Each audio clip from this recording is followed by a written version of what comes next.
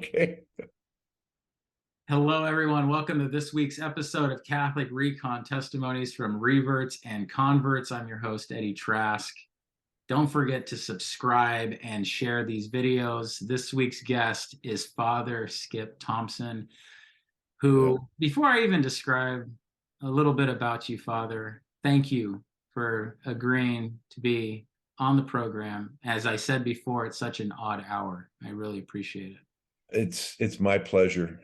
Happy to be with you, Eddie. And as you can see, my friend Elon Musk has let me run the, jump on the SpaceX. So here I am up in orbit, but I wouldn't rather do anything else than chat with you. So Well, we made a little yeah, it wasn't. time. It's not just the odd time; it's where you are currently. That's Yeah, no, that's what's why not? amazing. Yeah, God does amazing things, and so you know, the miracle of technology allows us to connect. So what that's are you gonna right. That's right. Well, let me let me tell the Heaven and audience earth. a little And we bit. moved heaven and earth to be here. That's right. That's right. Yeah, So all of you, just so you know, Father Skip is a late vocation priest with the Society of the Missionaries of Holy Apostles. better late than never. That's right. And Yep. it says here, Father, that you seek to inspire, assist, and challenge Catholics to seriously follow Christ's universal call to salvation and holiness of life by going deeper in relationship with Him. The mission of the MSA is to promote, accompany, and form youth and adults to the priesthood and other ministries in the church.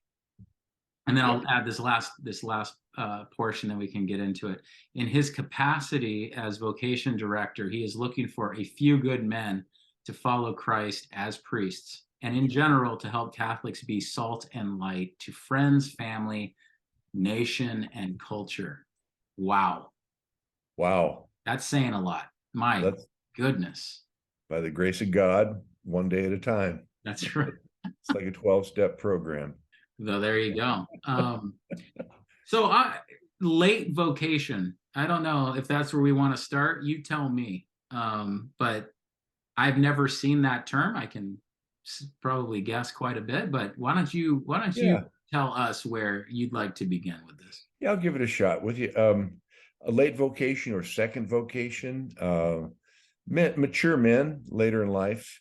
The A little bit more background on our society. It's a society of apostolic life, a pontifical rite, and we are located. We started in Quebec, in Montreal, Quebec area, and our founder was Franciscan, hence the kind of the brown motif here with the Roman cassock. So we're kind of a hybrid like that. Our founder did parish missions and men's retreats. And as a result of his efforts, men decided to follow Christ into the priesthood. That was back in the late 40s and early 50s. And so you had, back in those days, the usual track was for a young man to start in minor seminary, learn his Latin and so on. And they'd be in their teens, and they'd go to major seminary, and 25 was the age that they usually ordained, or shortly thereafter. So a man who started in, say, his late 20s or even early 30s was considered then a late vocation. And that's what Father Euseb Menard, our founder, pioneered. And he wrote the book on late vocations, if you will, back in about 1950. In French. It's not been translated, but and it was the Pope that basically invited him to do that. So that, of course, has morphed over the years into what we have now, which are men usually in their 40s, give or take, maybe 50s, that may consider the priesthood. And I'm one of those guys. I had a career in Sacramento in politics, and that was a fast lane. And talk about getting distracted and caught up in the things of the world. That was my career. That was my work for the In, longest time. in what years, if you can frame that? Was that Sure. yeah? Okay. Um, So let's start. You mentioned, I think, UC Davis. I did graduate from Davis up in the Sacramento area. Interned in around the Capitol in the late 70s and really became what they call a lobbyist. It's like Matthew was a tax collector, not a well thought of man. I was a lobbyist, a similar kind of thing. Although I lobbied for some pretty white hat groups, as we'd say, crime victims, the prison officers, the peace officer union. Gosh, let's see, an Indian tribe for a time, the chaplains. So these were all, groups of pretty good repute, good public image for the most part, legitimate needs. And so I did my work for them. I'm trying to think how I might further frame this. Would you like me to go through my own kind of journey to faith and the church, or? Absolutely. Yeah. I'd like to go there. Okay. Ooh, so we'll roll back the tape then to my early years. I am a revert. I was raised Catholic, but I will say not in a strict or heartfelt way. My parents were nominally Catholic, didn't really practice the faith. I had three younger brothers, and we'd get into church, and it was not a happy time, and it was all Latin. I had no idea what was going on, so it seemed completely irrelevant. And so when I finished catechism, I considered myself having graduated from God, and it was time to go. And I did. I left it behind, and without a second thought, because it was, like I say, was not clear at all what the Catholic faith was. And I remember going to college and finding a For Spiritual Law tract on the grass on the lawn, Bill Bright's Campus Crusade for Christ. And it had a real nice little, description of the gospel. God loves you, has a wonderful plan for your life. You have sinned and fallen short, and you're on the throne, and you got to repent and let God take over to rule your life, and he'll bless you, more or less. And I thought, well, that makes sense. And I thought, I'm in college, I've got, one shot to do it right. And even though I had been kind of I was like part of the jock set, drink beer, chase girls, muscle cars, that kind of stuff. Yeah, I knew that, God was real. I don't know. I never really had what I'll call sort of a thoughtful atheistic kind of idea around it. It was just like, it was a heartfelt thing. And I thought, God must be must be the reason for it all this stuff behind me here. How can you account for space and time? It doesn't create itself from nothing. So I said, I'm in. So I started going to InterVarsity Christian Fellowship, met a lot of wonderful friends who are still friends to this day, and started my journey. This was in the Salinas, Monterey area, junior college, and I transferred up to UC Davis. I had a beautiful girlfriend at the time, and eventually we were married. And I did look at ministry. My roommates were all Christians, and so our college apartment was pretty put together, clean. We figured out our meals together. We all went to church. My dad came and visited once, down from the family moved up to Oregon by that time, and he came and he saw the place. He goes, gosh, it looks like a bunch of girls live here. This place is clean. There's no beer cans around or nothing. Do you guys ever have any fun? Like, yeah, we do a lot, Anyway, my career took off after my internship opened up something in the Capitol, and there I went and got married and outside the church. And I was a practicing Protestant. I mean, my wife and I went to Wednesday midweek services, Saturday night services, Sunday. We tithed as part of a small group. And unfortunately, though, as our family got started, I mean, it's great, but the thing is that she succumbed to a very unusual thing that affects young mothers sometimes, called postpartum psychosis. And that was a very bad thing. Just to say that I have 3 children, 2 here in California and 1 in heaven. You can connect the dots there if you like. Our marriage did not last. We stayed together for another 7 years, but finally split up. And I had met, the problem of evil up close and personal. And I wondered, where was God when I needed him most? Between what happened to my wife and then the loss of my son, Michael, it was a wound that carried messages like, you can't trust God. You're on your own, you're alone. Figure it out if you can.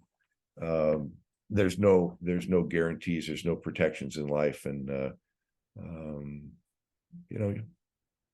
do your best, have a good time, and that's about it. And so I left the faith completely. I had plenty to do. The capital will keep you very busy. And I was pretty much a workaholic. And that went on for, from the mid 80s to 2002, when as a single guy, and I couldn't pull the trigger and get remarried again. I never thought I'd be a priest. That came out of the blue.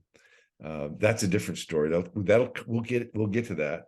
How old were the other kids when was it the youngest child? I'm sorry, or the oldest child that passed? No, the oldest. How would I put it? Somehow she got through the gauntlet, by the grace of God. And then our middle one is the one that died. In that 7-year period after that, we happened through counseling, and we tried to make it work, but the youngest came along, and he's quite the blessing. He's quite a young man. At the end of the day, both my daughter and my young son are both practicing Catholics. So it makes a parent's heart very glad. So a big answer to prayers, but no help from me at that beginning, though. Although I always stayed involved with their lives. That a parent, you can't, even though you might split up, you can't forget your kids. So nor did I want to, but I didn't want to forget about Michael. I wanted to forget that. So I always said, I got 2 kids, but there was that nagging wound that I'd kind of patched over and medicated with work. Wine, women, and property, is what I was working on. But in 2002, I hit a wall, lost my job, broke my arm, and then my dad died. My father had been quite a mentor to me. World War II Navy combat vet, Pacific, severely wounded, survived, a man's man, and also quite a good teacher. And I admired him greatly, and losing him was quite the blow. And I remember kind of praying, well, God, if you're there, if you care, here I am. Maybe you could help out.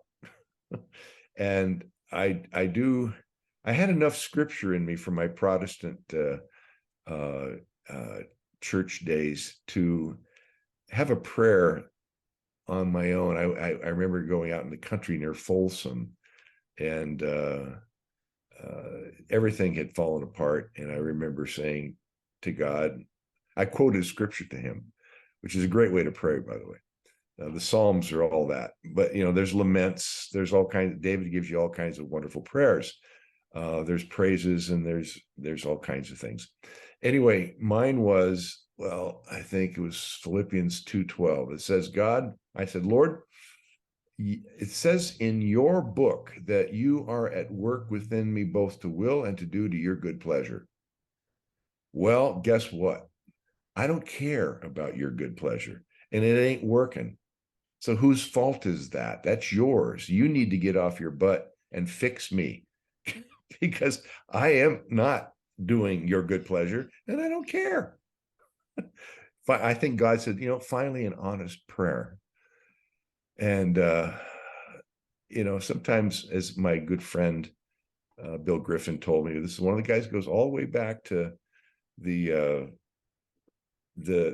junior college days at University Christian Fellowship. He says, God is big enough you can beat on his chest.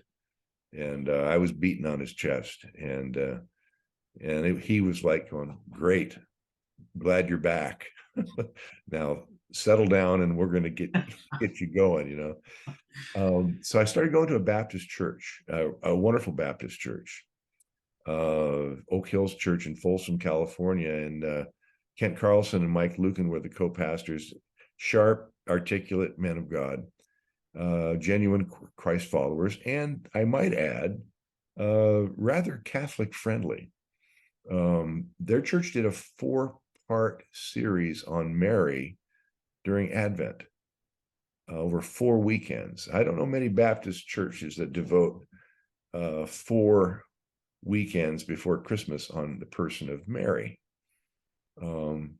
To a lot of the former Catholics that were in the Baptist church, they're going, hey, we left all that. Why are you bringing her back?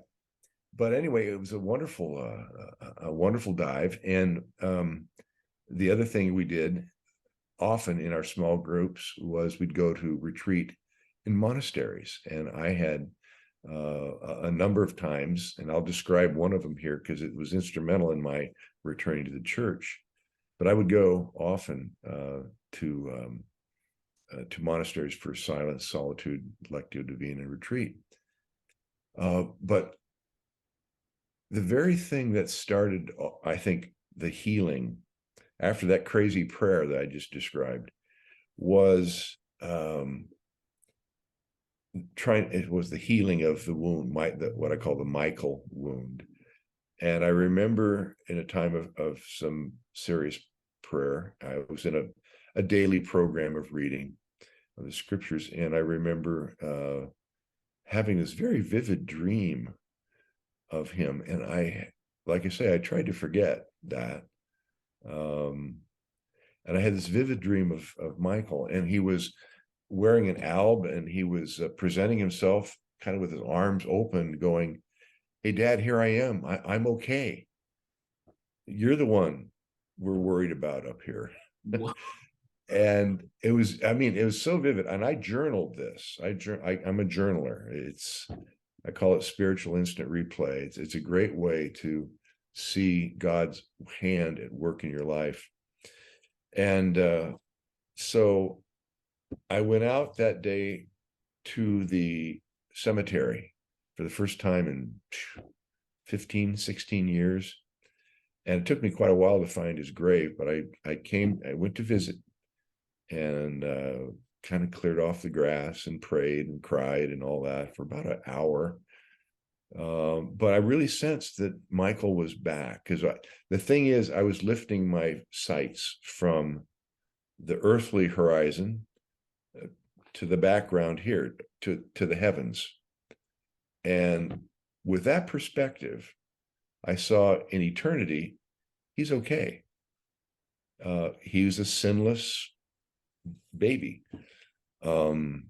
So he's okay. It's the Holy Innocent. I literally call him, the church has a mass for the Holy Innocents. He was a Holy Innocent. So he's my champion in heaven. And anyway, I left. I had to get to an appointment at an auto body shop, pick up my car, and off I went. I left the cemetery, and I cleaned up Michael's grave site, Michael Thompson, with his dates on there.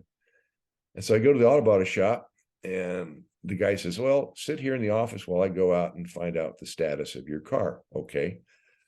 So as I sat there and I was looking around, and there's walls full of awards, trade associations, Better Business Bureau, consumer, evaluations, and all. This was a AAA place, and the owner's name was prominent on every one of these plaques and certificates. And guess what his name was? Michael Thompson.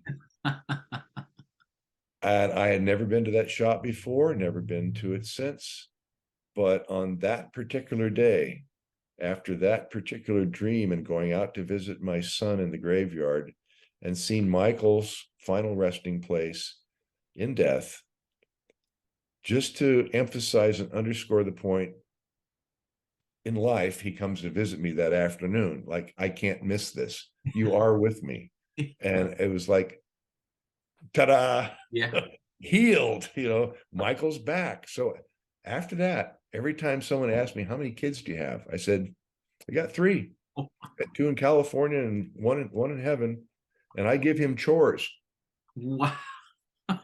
So every dad gives the kids chores. So his chores are to pray for different people.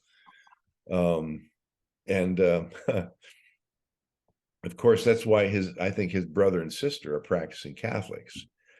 But you know who else asked his prayers? And every day when I do the rosary, I always remind Michael about this person, because I told him the story that I just told you. And he's the person who set me up here in the retreat house, and that's Bishop Robert Barron. And Bishop Barron said, Father Skip, ask Michael to pray for me. I said, okay, Bishop, you got it. So, it's an amazing, I mean, it almost brought tears to my eyes. I was not expecting that kind of a request, but he's a genuine, humble guy. I like Bishop Robert Barron quite a bit. Anyway, so this got all going, but I'm kind of jumping ahead. So Michael's back, and I'm really, gosh, talk about a wound. You have to, sometimes you go back into it to have it healed. Jesus did that to Peter when he restored him. His 3 denials. Do you love me? Do you love me? Do you love me? Yes, Lord. He wasn't trying to punish him. He was helping him recover. So he had to get back into that wound. I had to get back into it. And then God, brought me through that in a fashion that I would have never, ever expected. So, I continued at the Baptist church, and I started working in their leadership area, and started going to Bethel Seminary, Baptist Seminary in St. Paul, Minnesota. And at the conclusion of we had a leadership year that involved every Sunday class kind of situation. 21 people started it in September, and 21 people finished it the following June. Nobody dropped out. Very intensive, very excellent program. And a community kind of broke out. I mean, all the guys started saying, well, we don't want this to end. So we continued with men's groups afterward. But here's the Catholic connection. So we went to Monterey, California for retreat at the end of our leadership training. And my daughter was going to college down in the San Luis Obispo area. So here I was in Monterey, and I thought, I'm going to go down that beautiful Highway 1 on my way to go see her, because I'm already halfway down. I'm out of Sacramento. I'm in Monterey. I'll just shoot on down there. And I was driving through the Big Sur coast, and it was June 19th, 2003. Never forget that day. And the reason why is that my father had died on that very day 2 years earlier, in 2001. That was sort of my perfect storm, my brick wall that I ran into. But now 2 years later, I'm moving forward, and so I'm driving along, enjoying the view. I see a sign zip by on the mountainside. I'm of course looking at the ocean, and I noticed a little cross on it. But if you've been down that route, you know there's just for 120 miles, there's just nothing. It's the Big Sur, Yep. Ventana Wilderness. There might be, I think, in a little town of Lucia. It's not a town. It's a bend in the road. There's a hotel, motel thing, and then a little restaurant, and that's it. And there's a gas station that closed a long time ago, but a few private residences, and who knows what else, marijuana farmers or whatever. And I decided, well, you know what? I've got to go up that road. I don't know why, but I really feel a strong urge to just go up this lane, the road less traveled, right? And I thought, well, here we go. And I'm driving up and up and up and up this road and wondering what I'm going to find at the top, wondering if I've got, in fact, some kind of, marijuana farmer is going to come out and meet me with a shotgun and say, get out of here. But it didn't turn out to be that way. It turned out at the top, I ran into this compound, and I parked. There was several cars in a little parking area, and this little store said open as I walked in. It was a little bookstore, and it turned out to be a Catholic priest in there dressed like me. And it was a Camaldolese Benedictine monks.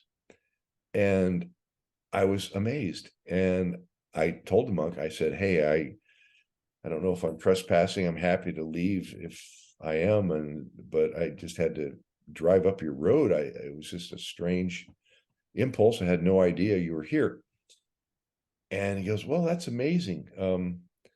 And we just started talking about my impulse to drive up there. And I said, the funny thing is that today is my father's death anniversary. So it's a special day. And I kind of feel like he sort of showed me this place. And he goes, well, that is remarkable. He said, because this day, June 19th, is the feast of our founder, Saint Romuald. He founded the Camaldolese Benedictine branch of the Benedictine order, and this is his feast day. He died on this day too. Because I think your dad and our dad have been talking to each other, and that's why you're here. And I went, well, sure, that is remarkable, because you're supposed to have a retreat here.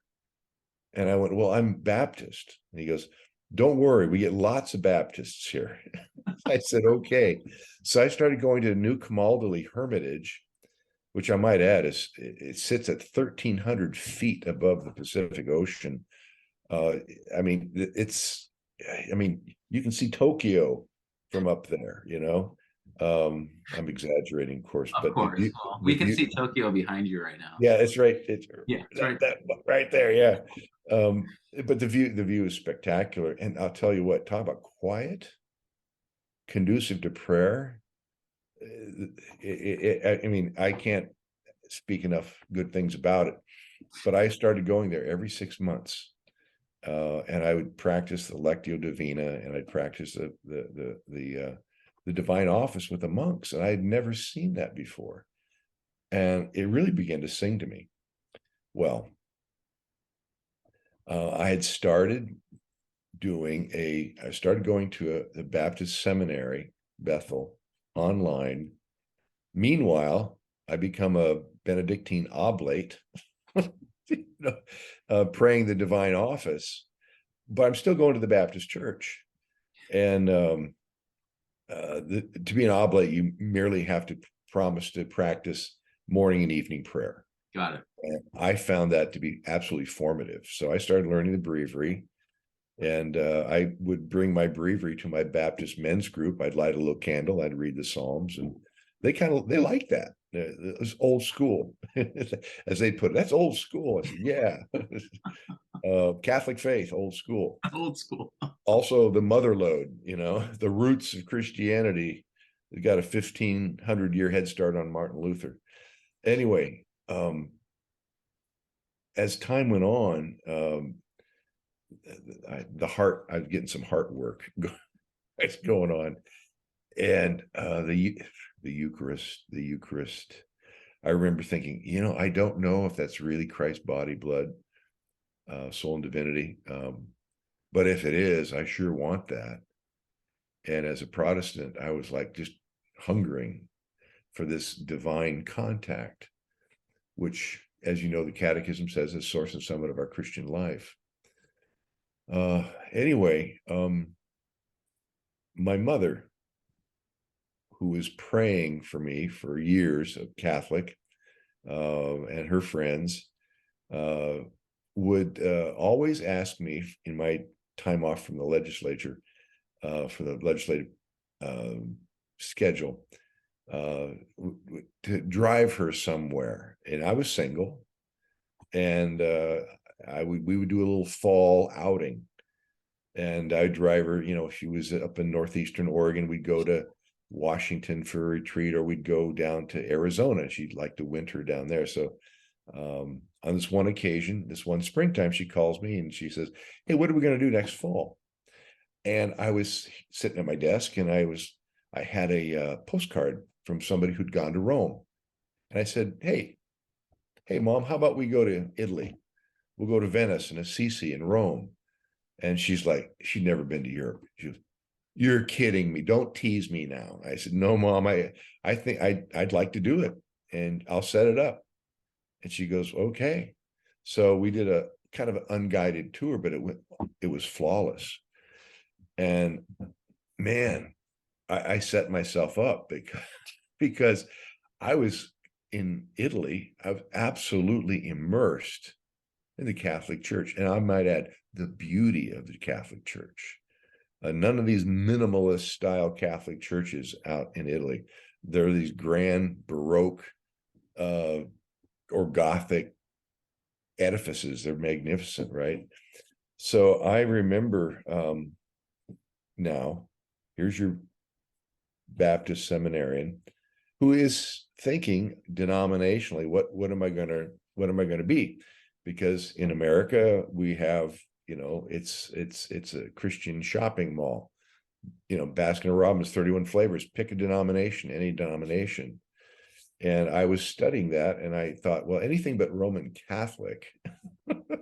Although, having seen the beauty of the faith there on display like nothing else, my heart was opening up. And on the last day of our little trip, Mom wanted to just take it easy, and I said, I got to go see St. Paul's outside the walls. It wasn't far from where we were staying, and I'd heard it's the second largest church to St. Peter's Basilica, which we went to 5 times while we were there. Could get enough of that. More on that later. But St. Paul's outside the walls it was a midweek, off-season, rainy day, and I was like the only person there. And I sat in the back and wondered about, is St. Paul, who gave us most of the New Testament practically, really buried under that high altar? And it was like on cue, like Hollywood. The clouds parted, and this bolt of light comes streaming through the clerestory windows, illuminating the whole place, as if to say, yep, spotlight, there he is. And I was like, wow, well, that's cliche. So I thought, well, if that's true, I mean, it'll come back. It faded away. And I said, if God wants to impress that upon me, he'll do it again, which he did. Second time, lights, camera, action, the whole place lights up, and I'm like stunned. And I'm thinking to myself, and this is where it came to me. This was November 17th, 2005. See how good journals work. I thought, you know what? I think I'm going to be a Roman Catholic priest. And the thought, which I'd never entertained it before, suddenly this time just sort of warmed the heart. And I had seen Catholicism in all its glory, and it is a glorious faith. on display there in Rome and Assisi and in Venice. And I thought, welcome indeed would be the heritage that falls to me if that were the case. That's off the chart. And it was a good sense.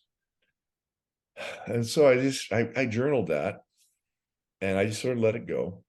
But when we returned to the States, next time I got to New Camaldoli Hermitage and talked with Father Isaiah Teichert, who is a friend now, I said, I'd like to offer confession. And I'd had all the sacraments. So I said, bless me, Father, for I have sinned. My last confession was 40 years ago. And he goes, well, it's about time. Welcome back. No condemnation. And I had prepared for him on this retreat. I had a legal pad of 2 columns of sins, and we went through an hour with some dispatch. I didn't want to hang on to talk about many of those, but it was everything I could think of over about a 3-4 day period prior to the confession. And he absolved me, and I was back in the Catholic Church.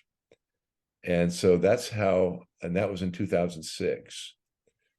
And about that time, dear old mom came down with pancreatic cancer. So being single, and my career had been wrapping up in Sacramento. So I said, you know what, time to go.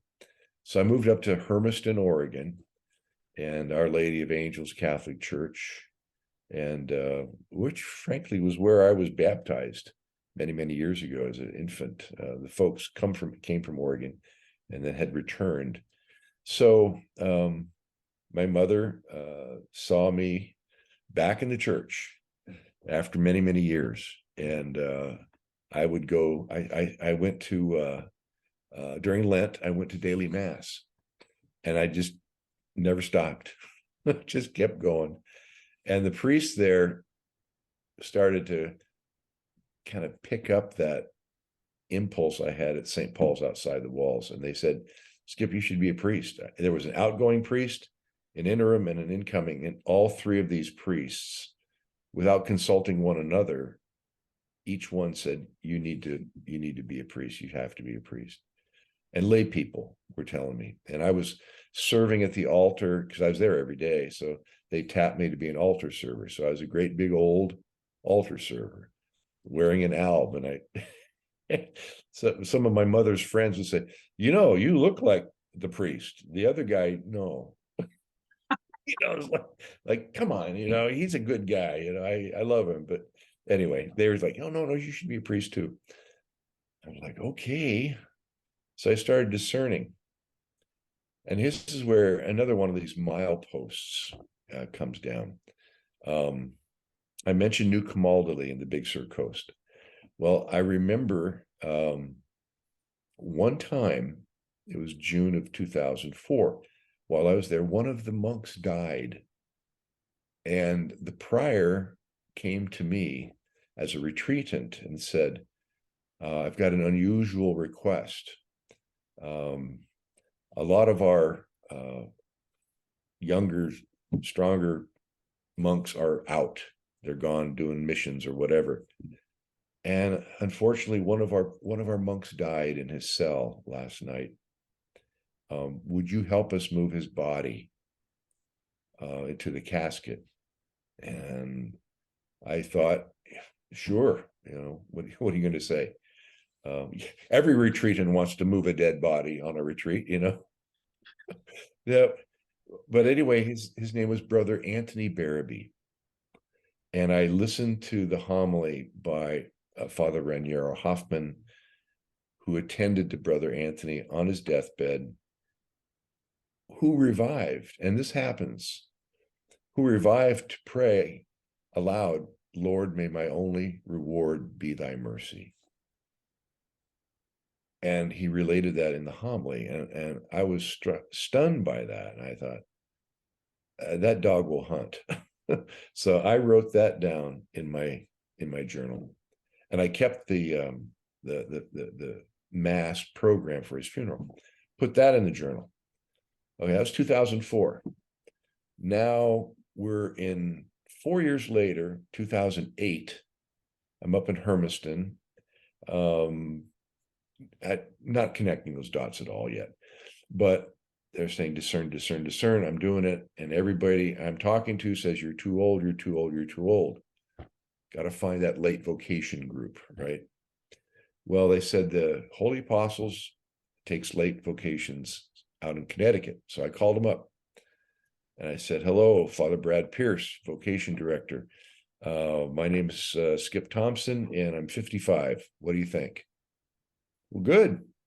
I said, that's good. He goes, yeah, that's good. We can talk. Don't wait another year, but we can talk now. I said, I'm flying out to see you. And so I did. And he goes, okay, tell me your journey. And I related a lot of this to him. And he said, oh, you went to New Camaldoli. I said, yeah. He goes, I know about that place. He goes, tell me your journey. I related it. He goes, oh, yeah, New Camaldoli. I know about that. One of our brothers went out there with our founder's permission. Did you happen to run into Brother Anthony Barabee? What the heck? I said, yeah, I did. He goes, how's he doing? I said, well, he's resting in peace. He's passed on, and I helped to move his body to the casket. I stayed for his funeral, and here's the program, and here's his last words. And Father Brad Pierce just kind of leaned back and he goes, we had lost complete track of Brother Anthony. He goes, and you filled in all the gaps. You were there for him when he needed you. He goes, this discernment is concluded as far as I need to know. He goes, you belong with us. So with that, the door opened from the inside to the priesthood, because the only way it works. And they discerned with me, and they said, you're one of us. I went, okay. So I Brother Barabee is in my my little litany of saints all the time, thanking him for his intercession and his prayers. And I visit him. He's up here, just up Highway 1. So I go check him out from time to time. Yeah. But at any rate, you can't make that up. You can't make that happen. Whether it's the recovery of my son, to my father directing me to St. Romuald's order to have retreat, or Brother Barabee dying when he needed to die so that I could handle his body. And then that was the key to unlock the door to open the priesthood. I mean, these are milestones, and you just know that God is real. So. Well, and I think your journaling makes you, or has helped you become a fantastic storyteller, because my goodness, that just, and like you said, the number of things that were so clear, you can't make it up. No, you can't. And you know, if you tried, it wouldn't be nearly as good. No, it wouldn't. It wouldn't flow that way. I'll tell you that much. Yeah. You know, I got to say too that I mentioned how the Eucharist was so much a draw, and for many Protestants, it is that. The church in Oak Hills that I went to, the Baptist church, became, as I said, rather Catholic friendly. They didn't have one of these emotional barriers against the Catholic Church, which many Protestants do. I never really did. I just thought that the Reformation was like the work of God, and so we got all these churches. But as I've seen how that's worked out, I'm pretty clear it wasn't. But nonetheless, the Eucharist was what drew, and that was one of my first studies. And right now, as it stands, I do parish missions, and I just finished recording 3 conferences on the Eucharist. The first one being how Jesus himself taught his real presence, because it's not a symbol. And I used to think of it that way. But when you read the Gospels and you read how he set up what we know as the bread of life discourse in John chapter 6. We set that up with the Eucharistic miracle with the multiplication of the loaves. And then, and this came to me in seminary, he walks on water that night after the multiplication, after they wanted to make him king, and he skedaddles up into the hills with the guys. And then he sends them out at night, go to Capernaum, and off they go on the Sea of Galilee, and he walks on water at night. And then in John, it says when he got on the boat, they immediately landed in Capernaum. Well, the thing about the walking on water was not Jesus just showing off saying, look what I can do, guys. He was demonstrating something that words could not describe, which was he's the master of matter. He gave water properties that it doesn't have, because he can do that. He's God. He calmed the storms before, and then he's walking on the water. And then he says, you got to eat my body, drink my blood. Well, nobody gets that, except he sets them up again. There's a verse at the conclusion of people's disgust where they leave, and he turns to the 12 and says, are you going to leave also? Does this offend you? Then what if you're to see the Son of Man ascend to where he was before? It's the Spirit that gives life, and so on. And I remember reading over that forever and not connecting the dots. He's setting them up for the ascension to prove to them that he meant what he said, and he said what he meant, but he really did say, eat my body and drink my blood. And oh, by the way, we're talking about a glorified body. I will ascend. They didn't see that coming, but we're talking about a glorified body in a heavenly dimension outside of our own that does crazy things like walk through walls and disappear at will. So, but the burning question was, how is he going to give us his body and blood? Well, that's answered at the Last Supper. He takes the bread and wine in the midst of the Passover meal and says, this is my body, this is my blood. And he gave them the first Eucharisted bread and wine into his body and blood. He's Jesus, he can do that. But it continues after the resurrection at the road to Emmaus. We know that one, where they recognize the Lord who had been walking with them in the breaking of the bread, remember? And then he disappears, remember? Luke 24. And then in the restoration of Peter also. A lot of people miss this one, but I've put these dots together over this last year because it's a Eucharistic theme entirely. Peter probably overjoyed that the Lord has risen from the dead. Who saw that coming? They never did get it. And but no, he's got issues, and he's denied this amazing Lord 3 times. And so I'm going fishing, remember? Meet me in Galilee. And Peter goes, yep, I'm going to go fishing, meaning, I'm done.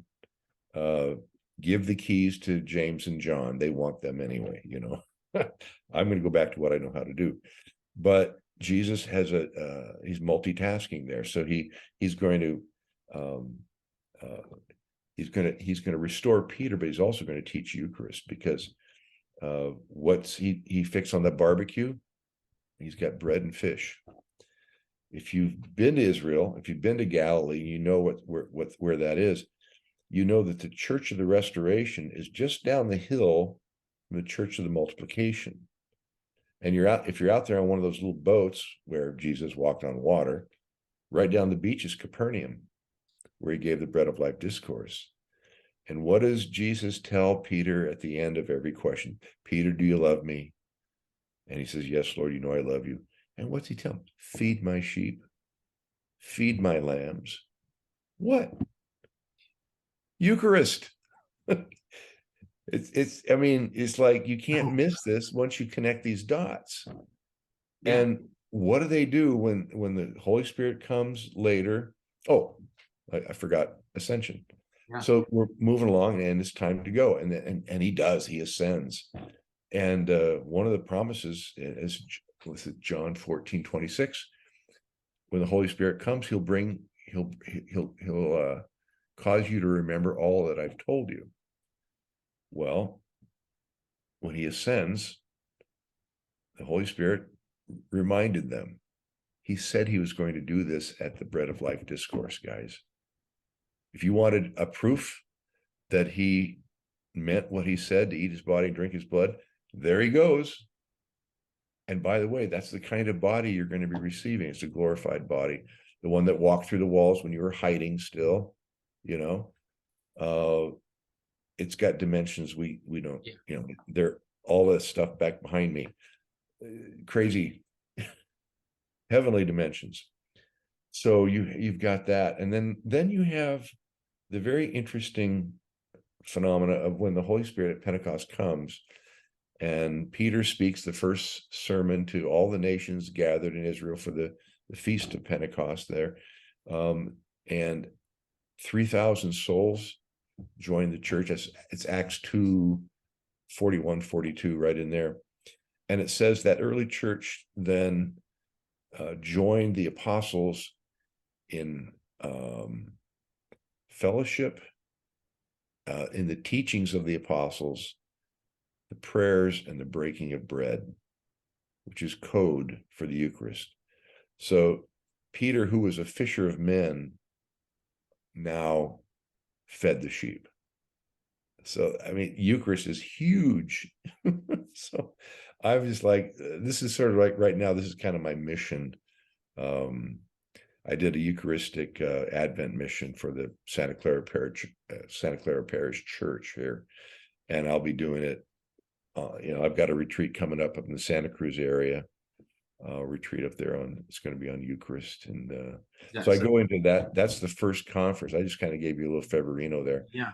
The second conference is on transubstantiation, and I call it the divine science of transubstantiation. And so I get into the sciences. As St. Thomas would say, we learn the truth from the book of nature and the book of Revelation. Well, the sciences give us a lot about being. And so I get down into particle physics and quantum mechanics. I go as deep as we can. And I put it in layman's terms. I'm a generalist anyway, but I did some pretty good listening to these theoretical physicists and these people from New York and Cambridge and so on, and got a pretty good sense of what we're dealing with. And I provide that.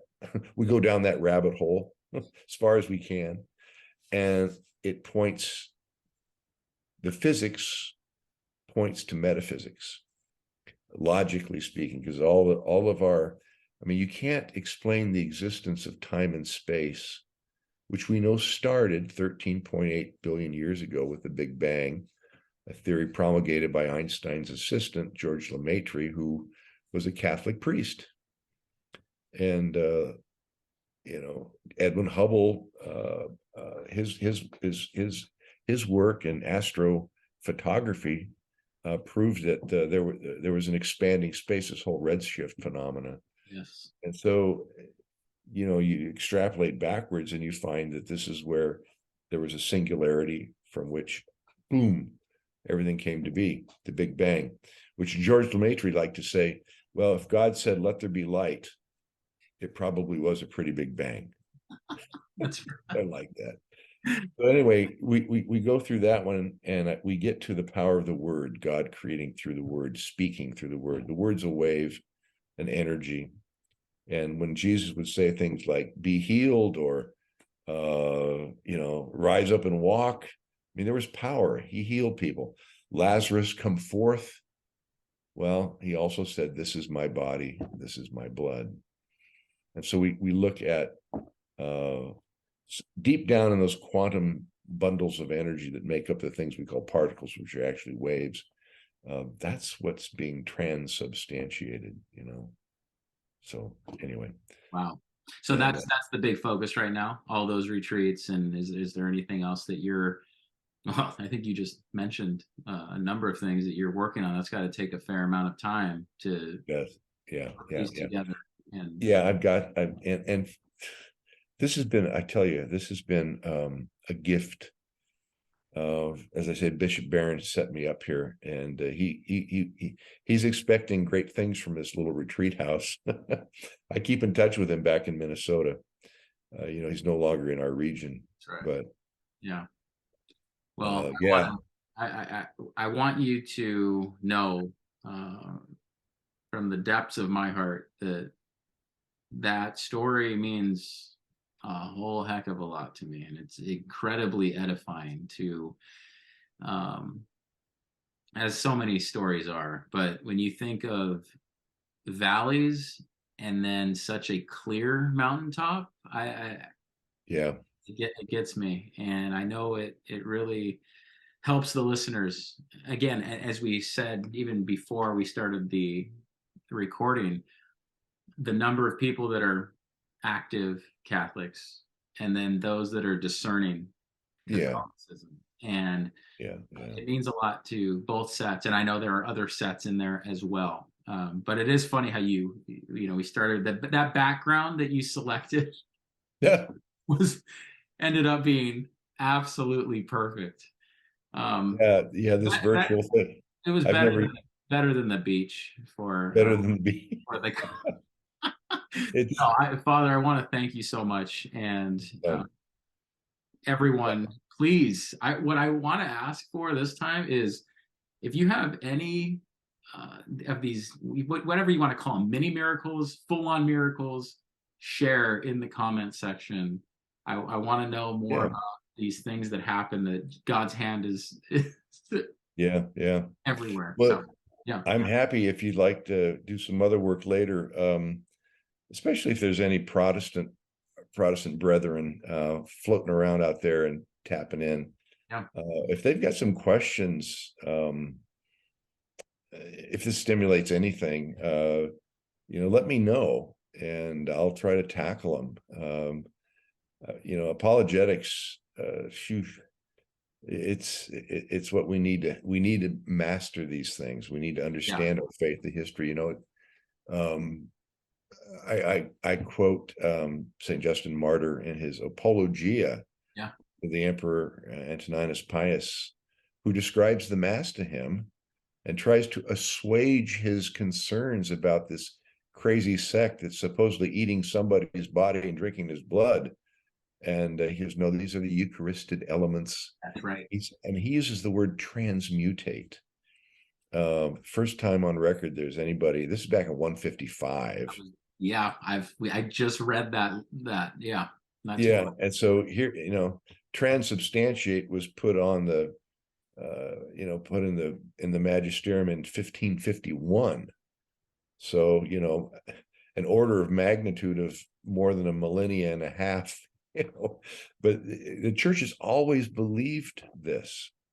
I can quote St. Ignatius of Antioch, who makes reference to the Holy Communion with the body and blood of Christ.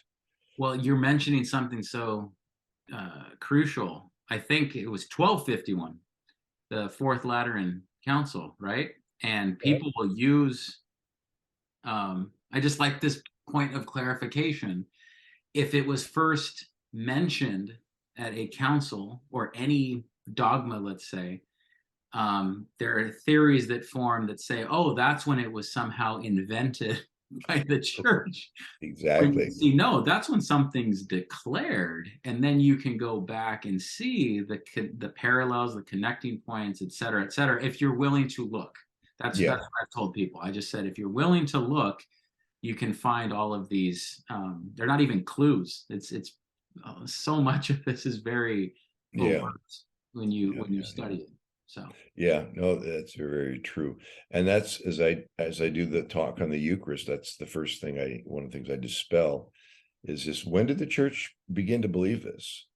Well, it did at the very beginning. I mean, in Paul's letter to the Corinthians in 55 AD, in 1 Corinthians chapter 11, deals with the problem that some people had, as he puts it, not rightly discerning the body and blood of Christ, who, because they don't discern the body and blood of Christ, eat and drink judgment upon themselves. Now, I don't know what that entails, but it doesn't sound like a good thing.